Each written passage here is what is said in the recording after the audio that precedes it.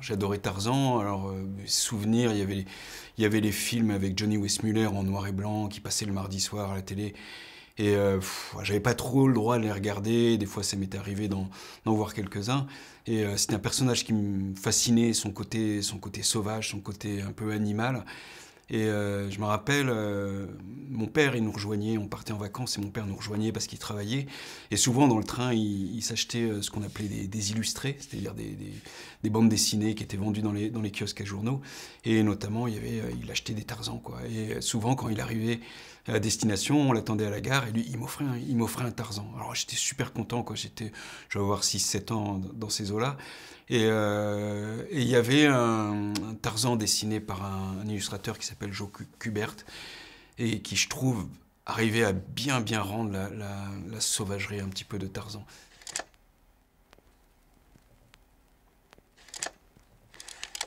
J'ai pas lu Harry Potter.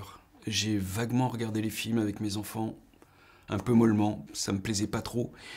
Mais j'ai suivi le phénomène Harry Potter. Et j'ai vu des gens, des générations en dessous, qui étaient complètement fans d'Harry Potter. J'ai vu des nièces qui étaient accros à Harry Potter. Et moi, je fais partie de la génération Star Wars. Je sais que le premier Star Wars est sorti, j'avais 9 ans. Et j'avais 10 ans. Et quand je suis sorti de la salle de cinéma, je me suis dit, bon sang, mais on peut tout faire, on peut tout raconter. Pour moi, il y avait une espèce de boulevard qui s'ouvrait par rapport à la créativité.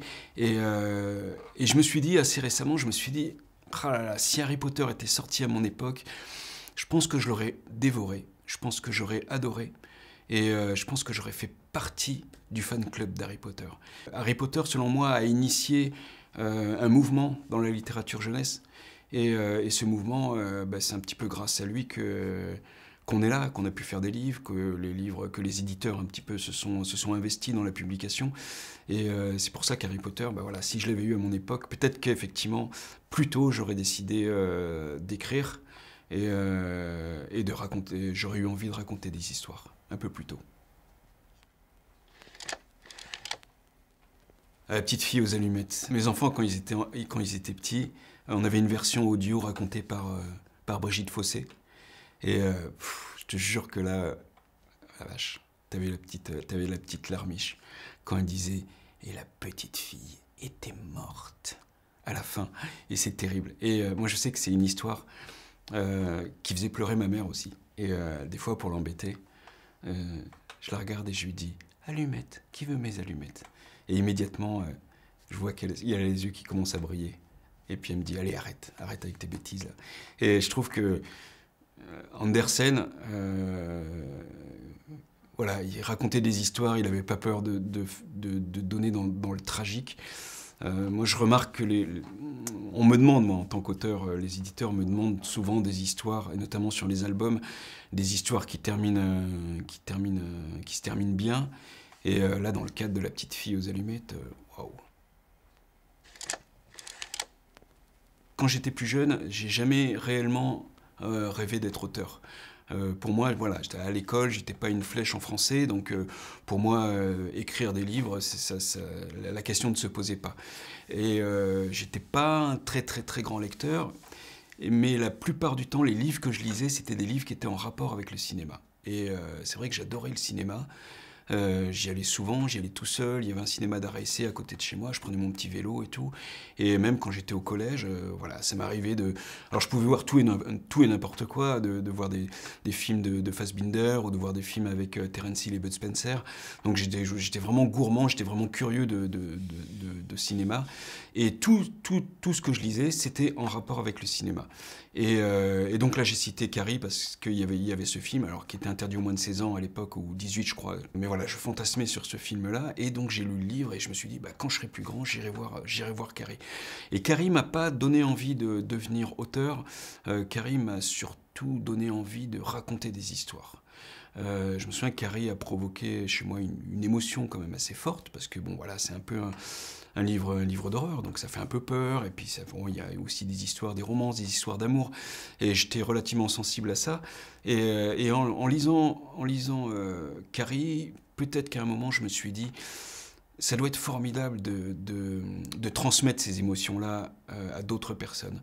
Et quand le moment est arrivé et que je suis devenu auteur, voilà, j'ai pensé effectivement à cette période-là, j'ai pensé au pouvoir de l'image, j'ai pensé au pouvoir des mots, et là, j'avais vraiment envie de devenir auteur.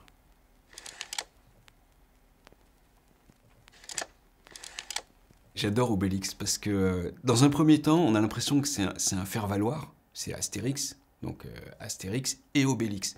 Et à un moment, au début c'était Astérix, et à un moment c'est devenu Astérix et Obélix. Et Obélix, voilà, c'est le meilleur copain, c'est le gars qui est là, avec qui on se dispute, avec qui on se réconcilie, avec qui on aime faire la fête. Il est toujours partant pour faire la fête. Et moi, ce que j'apprécie le plus chez Obélix, c'est qu'il n'a pas de second degré. Il prend tout cash. Il a une façon, effectivement, il a une simplicité dans ses raisonnements. Il a quelque chose d'extrêmement rafraîchissant. Pour lui, ce qui est intéressant, ce qui l'intéresse, c'est manger et la bagarre. Et quand il est amoureux, là, pour moi, Astérix Légionnaire, c'est la référence en matière de bande dessinée, même en matière de livres, de littérature. Et quand il est amoureux, pour moi, c'est le summum dans la drôlitude d'Obélix.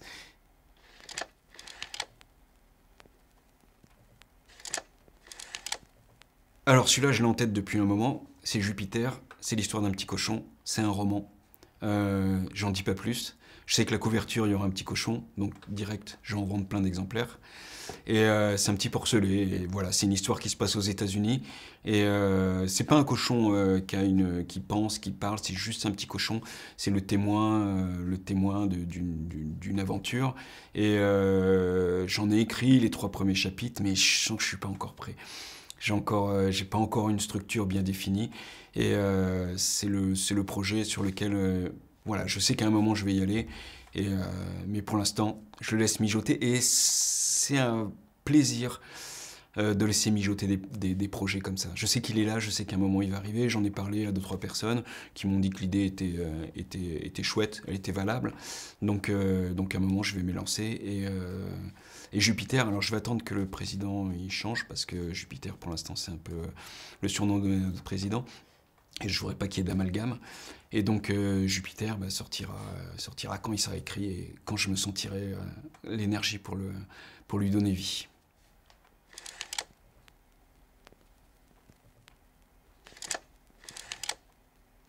Alors j'aimerais beaucoup travailler avec Flor Vesco, mais ça c'est une non-réponse, parce que j'ai déjà demandé à Flor Vesco de travailler avec elle, et elle m'a dit non. C'était un non assez ferme, et quelque part ça m'a arrangé, parce que pour être honnête, j'aime bien travailler tout seul. Pour moi, écrire un livre, c'est partir dans un autre pays, c'est se détacher un petit peu du monde, c'est détacher un petit peu des contingences terrestres, et c'est vrai que voilà, quand j'ouvre mon ordinateur, quand j'ouvre mon fichier, je suis content parce que je sais que je vais pouvoir m'absenter pendant un petit moment. Là, j'étais dans le train tout à l'heure, et effectivement, là, je me suis mis des écouteurs, j'ai commencé à bosser, et puis j'étais ailleurs, j'étais de l'autre côté de l'océan, et c'était très bien comme ça. Mais voilà, et Flore, voilà, j'estime énormément Flore, j'aime beaucoup son travail, et je sais que je ne travaillerai jamais avec elle, mais des fois pour l'embêter, parce qu'elle veut pas travailler avec les gens non plus, et pour l'embêter, des fois je lui dis allez Flore, on fait un bouquin ensemble, et à chaque fois elle me dit non, pas question, hors de question. Voilà.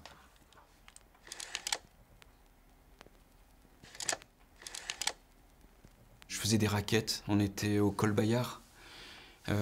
C'est à côté de Gap, au-dessus de Gap. Gap, c'est là d'où vient ma femme. Et j'avais pris mon appareil avec moi, alors j'avais fait plein de photos de neige, et puis il y avait cet arbre qui était relativement régulier. Il y avait cette lumière, léger tamisage sur le côté, la ligne droite horizontale en bas qui est un petit peu... c'est une route qui passe. Et surtout, dans cette photo, il y a une chose qu'on voit pas, mais qu'on peut supposer, c'est le silence. Et c'est vrai que voilà, à travers cette photo, ce que je voulais partager avec vous, c'était un petit peu de silence, un petit peu de calme.